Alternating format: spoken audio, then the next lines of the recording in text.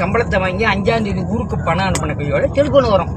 என்ன செய்து நல்லா இருக்கீங்களா, சௌரியமா இருக்கீங்களா, உடம்ப பார்த்துக்குங்க, அங்கே இங்கே வெயில் அலையாதீங்க, ஏன்னா உடம்பு தான் முக்கியம், உங்களை நம்பி குடும்பம்லாம் ஓடிக்கிட்டு இருக்குன்னு இந்த 1ஆம் தேதி 5ஆம் தேதி வர செய்தி. சரி, 5ஆம் தேதி முடியும் 10ஆம் தேதி அடிக்கும்போது ஹலோ நம்ம நல்லா இருக்கேம்மா, இப்போ கொள்ளையில கொஞ்சம் வேலையா இருக்கிறேன், 1/2 மணி நேரம் அடிக்கிறேன்.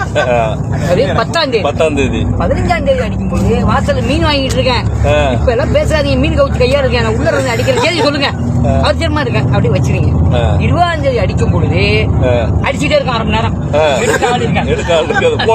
ஆமா, ஒரு 10 ஏன் திரும்ப எடுக்கும் பொழுது மிஸ்கால் நின்று போயிடும், அவங்க அடிப்பாங்க. ஏங்க முக்கியமானது என்னது, நான் கொள்ளையில வேலை பார்த்துட்டு இருந்தாங்க, நீங்க அடிக்கணும் எனக்கு தெரியும் சொல்றது இல்லையா அப்படின்னு. மறுபடியும் 22ஆம் தேதி அடிச்சா தொடர்பு வெளியே இருக்கிறான். 22ஆம் தேதி பிற்பாடு 25ஆம் தேதி வந்த கையோடைய நீங்க அடிக்க வேண்டியது டெலிபோன் ஊர்ல இருந்து வரும். காலை சாயங்காலம் மதியானம் நைட்டு 1 மணிக்கு என்ன செய்றீங்க, நல்லா இருக்கீங்களா, சம்பளம் முதலாளி எப்படி இருக்காரு, சம்பளம் கொடுத்தாரா கொடுக்கலையா, இந்த பேச்சு ஓடும் 30ஆம் தேதி வரைக்கும். உங்களுக்கு பைத்தியம் முடிஞ்ச மாதிரி இருந்துட்டு 1ஆம் தேதி 5ஆம் தேதி சம்பளம் வைத்து ஊருக்கு அனுப்புவீங்க. இதைத்தான் ஓடிட்டு இருக்கு. காசு போல அடுப்புல போனதுங்க.